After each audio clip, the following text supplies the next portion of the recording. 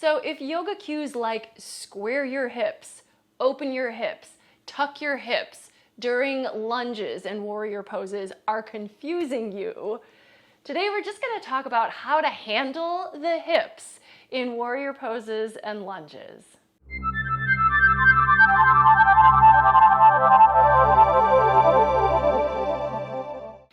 All right, well, welcome. My name is Lorelei, and this is Namasturm Yoga, and we're going to talk about hips and how to handle them in our lunging poses. So one of the first most basic lunges that we might be working on is like a low lunge where our back knee is on the ground. Many of us are going to start with our hips over our back knee, and that might be as far as we go. However, in this pose, we are allowed to sink our hips forward. Here's the catch, the hitch. We don't want to sink them so far forward that our knee goes way past our ankle.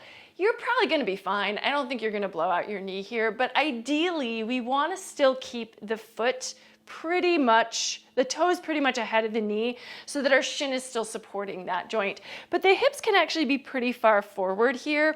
Now this is probably not a complicated one that you're worried about, but I wanted to just start here because we are working our hips deeply in all of our lunges, but what we're doing with them, what our directionality is going to make a difference. So let's move on now to a high lunge. Now a high lunge has the knee lifted, right? But it's still a lunge. Here's the difference though. Now, we don't want the hips to come so far forward or we're gonna sort of be collapsing. Instead, we wanna straighten out the back leg and the hips are never gonna be lower than this front knee. Here's where I think we can add a little bit of another intention. And this is where tuck the tailbone, scoop your hips under, send your hips forward where this might apply. And I'm actually going to demonstrate this for you standing so you can see what I mean so that once you get into the lunge, it might make a little more sense. So if we're standing, we can stand with our tailbone tucked, or we can stand with our tailbone kind of hitched back or tilted back. So tuck, tilt, tuck, tilt. This is kind of the difference here, and it's almost like as if you imagine like your pelvis was like a bowl of water. I've heard this analogy. I don't know if this is going to help, but if you're tilting it, you're like spilling the water out the front. So we kind of tend to want to tuck it so that we keep everything level, but we don't want to overdo it so that we're like shoving our hips forward. So these are all exaggerations, but the thing with the hips, if we're standing, that we kind of want to do to help us engage is to pull the navel in. So our abdominal muscles actually do have a say in how our hips work. So if we pull our navel in and drop the tailbone towards the ground, we engage our core and we've got a little bit more lengthening of the tail towards the ground. Okay, so here's the deal. We're going to try to do this in our lunge. So we're going to take one foot forward again, and we'll do both sides because I want you to practice this with me because it's going to make more sense if you actually do this with me in real time. Your body will remember. So right foot forward, left foot back knee is off the floor. And what normally happens pretty naturally is that we have that tilt forward where the low back is curved and our hips are they're not up, but they're tilting, right? And our belly might be just kind of hanging out onto our thigh here. So here's what I like to do. Bend the back knee. Bend it, and then try to stack your hips up over your knee. And that's going to help you to tuck a little bit. Now lunge deeper, straighten the back leg. Notice the difference. Core now a little more engaged, and we're probably working deeper in the hips. So hooray, that's kind of our aim. This also keeps the back leg really strong. Even though it is straight, it's strong. So we're not going to over lunge in the front leg. Let's try it on the left. Left foot forward, right foot back. Now in this lunge, the heel is lifted. We're going to get to warriors in a minute where the heels are down. Tendency, right?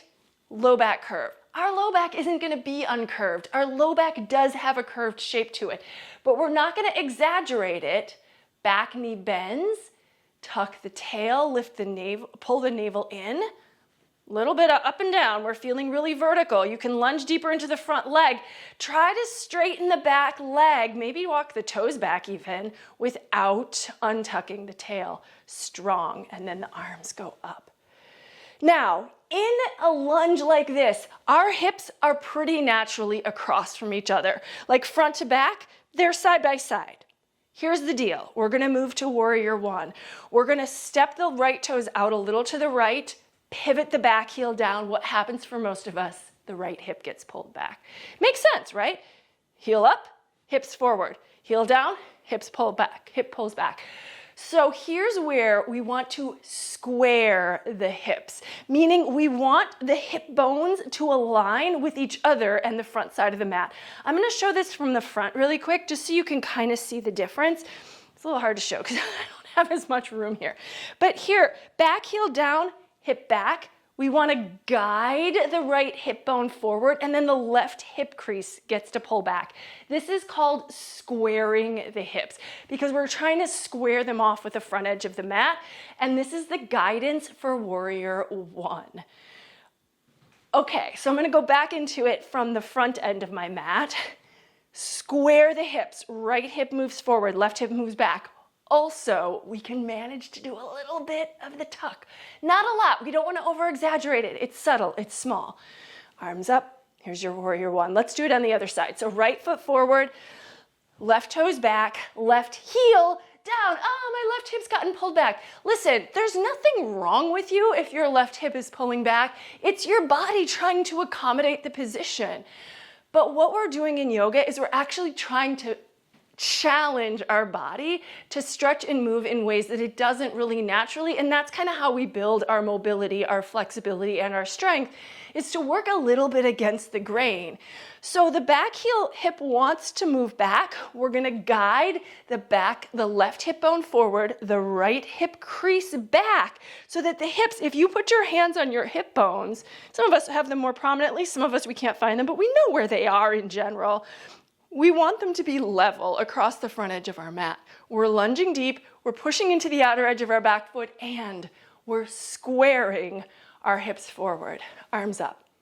Okay, now we move into Warrior Two, and here is where we're going to open the hips. So I'm going to start on this side. Left foot forward, Warrior One to Warrior Two. This right hip completely opens, right? So here's what we're going to do to help ourselves out is we actually want to set up the feet to help us. So in Warrior One, because we're squared towards the front edge of the mat, our hips are hip distance apart.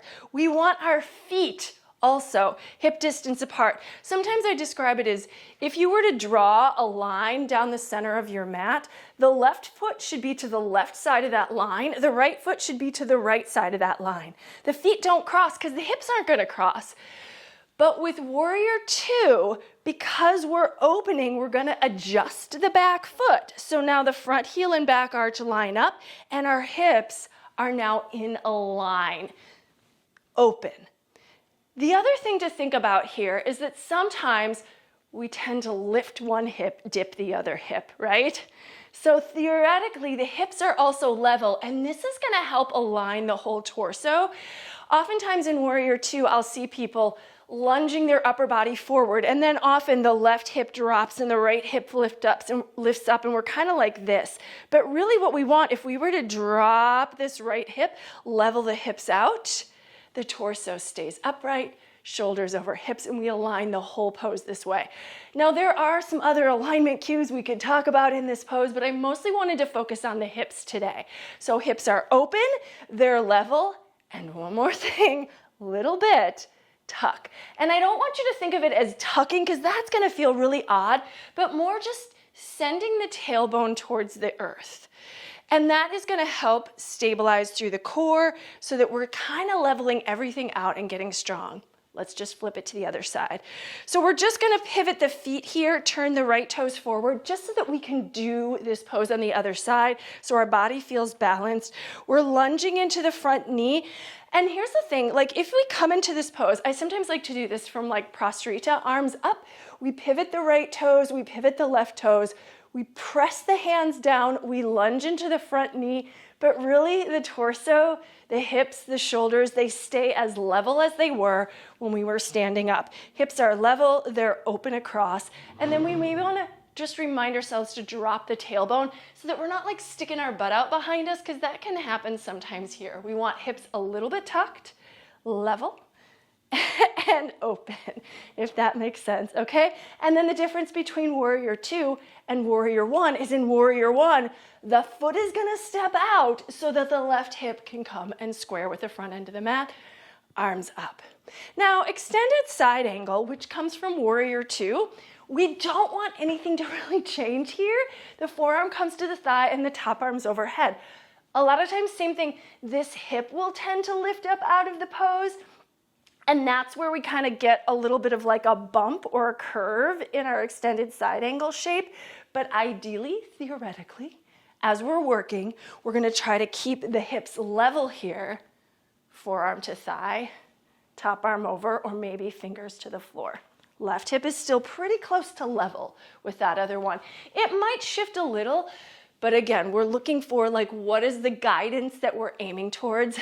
And that's what we're working in the direction of. I hope this is helpful to you. This is where we kind of go really deep and get the details that we don't have time to get into in a flow class. Most of what I teach on my channel is yoga flow style. So hopefully when you go to a video where all you're hearing is cueing, the names of the poses, maybe some brief ideas of alignment, you can use this to help you remember, this is what my body is trying to do in these poses. This is what it means when someone says square your hips. This is what it means when someone says open your hips or tuck your tail, any of those things. And if it doesn't make sense to you, if you still have questions, please leave those for me in the comments so that I can know what to answer for you, because I want to help on this. And if you're interested in more, subscribe to my channel. If this was helpful to you though, please give the video a thumbs up so that other people can see it as well, because I know this is sometimes a cue that I give in my classes that can be a little confusing, particularly if you haven't done years and years and years and years of yoga. All right, thanks so much for watching. Take care. Bye-bye. Namaste.